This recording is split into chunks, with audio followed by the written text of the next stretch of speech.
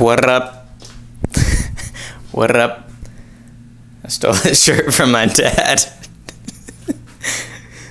Sorry, Dad. I'm gonna do the whole video from back here. Hold up. Ain't you Nathaniel? Bitbird. Bitbird. I am so stoked to have finally released with Bitbird. I've been sending music to them for probably 2 or 3 years. If you don't know, Bitbird is owned by Son Holo and his friend Thor. Son Holo used to be a huge inspiration to me when I was first getting into electronic music, and then his label that he curates, they do a really good job at signing good music. I know that sounds stupid, but I feel like I fit into that aesthetic really well, and I'm really glad that they picked me up for their Create Together Volume 3.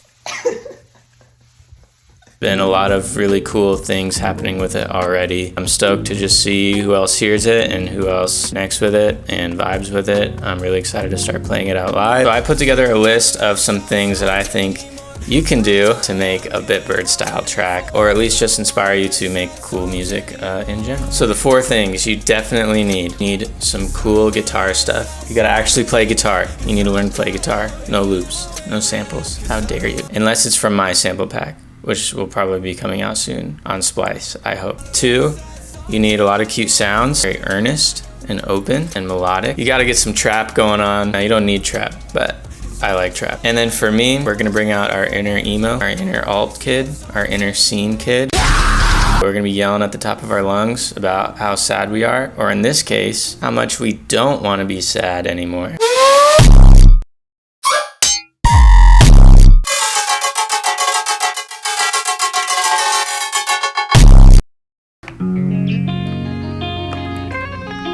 So yeah, this whole song just started with like a cool little twinkly riff. I'm in drop D, and people are always asking about my processing on TikTok and stuff, and this is actually processed a little bit differently. I actually am using an amp sim here, Slate THU thing, put some OTT on it. Basically put OTT on every single track because I don't know how to mix. So after that, I recorded myself just playing the chords. And then I resampled it into a granular synthesizer. I use Quanta for my granular synthesizer, and I just kind of like move this thing around for like 2 minutes. And just recorded myself doing that. And then I resampled that and just took the parts where there's actual chords. And I just screwed around with those 4 chords, made like a cool rhythm.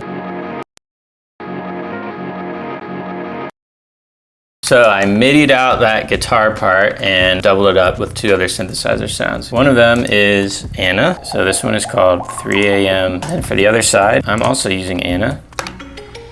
I'm doing the same thing. I'm just using the sampler to use this cool sound in it. So I grouped those together and I added reverb, and that's it.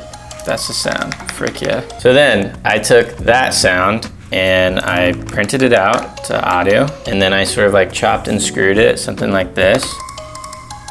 I have the actual clip here.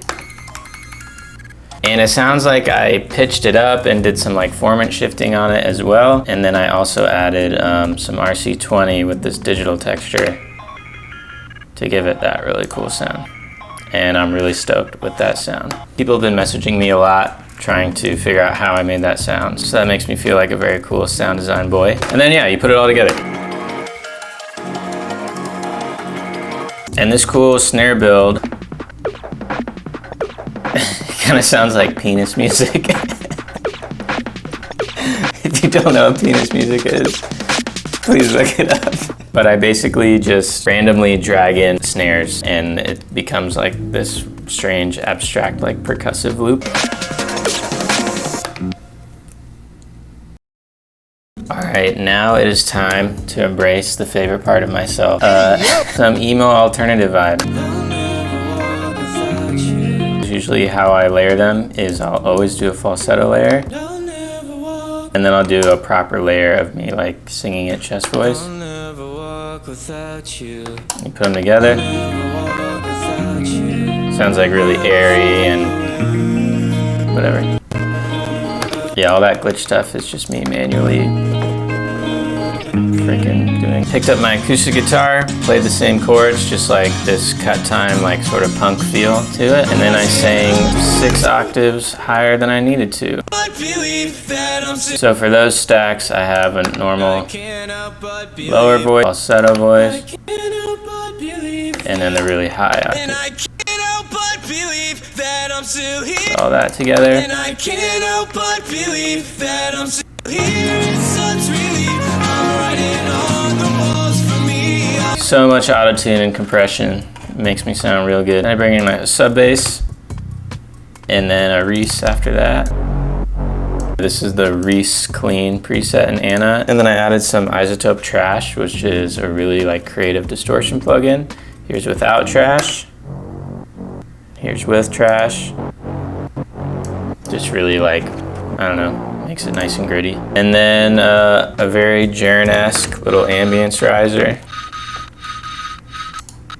And then a sample of me yelling. I don't know where I got this from, but pitched it around and it just gives it that, again, that like angsty, yelly, emo sort of vibe where it's just like aggressive, but kind of pretty.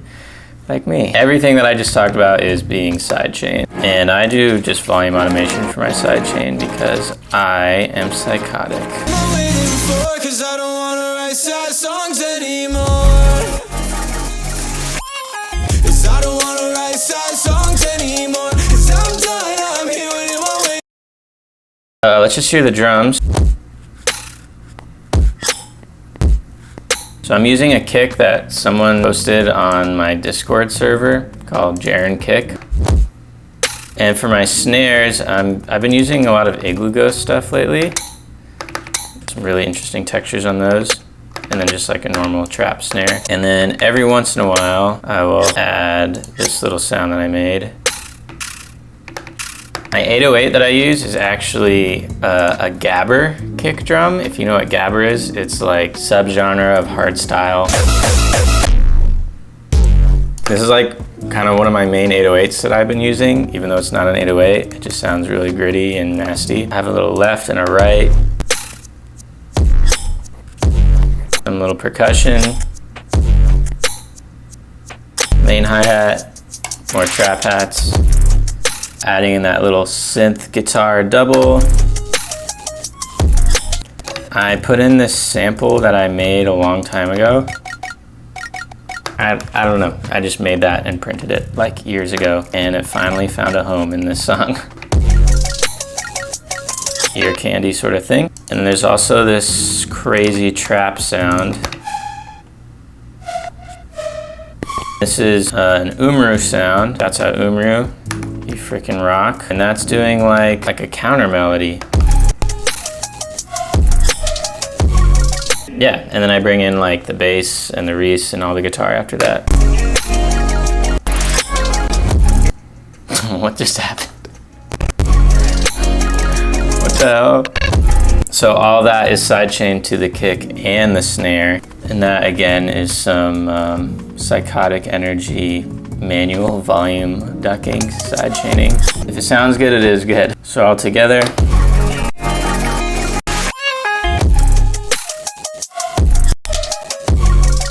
One little note is this big like impact thing at the beginning. I'm using some crazy sounds from my friend Boston. Shout out Boston, I love you. I think I added the pitch and the distortion on that. Those together give it like a cool big impact sound along with the sub bass. So the verse of this song is production-wise pretty much exactly the same, except I'm using like an amen drum break beat thing.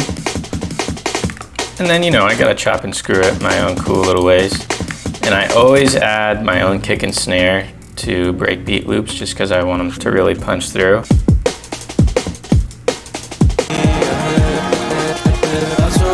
And in the next section, I added another breakbeat on top of that of a ride cymbal.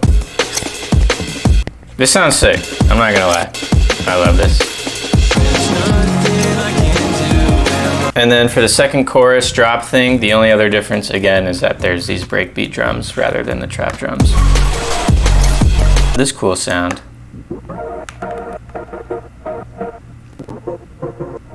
That is juicy. This is something I made with my homie Joel a long time ago. We were just like messing around and I played some chords and he like designed this synth sound. I dropped that in, a little tape stop automation, some trance gate to give it that cool rhythm, and then RC20 just to give it a cool effect. I love doing that. All together sounds like this.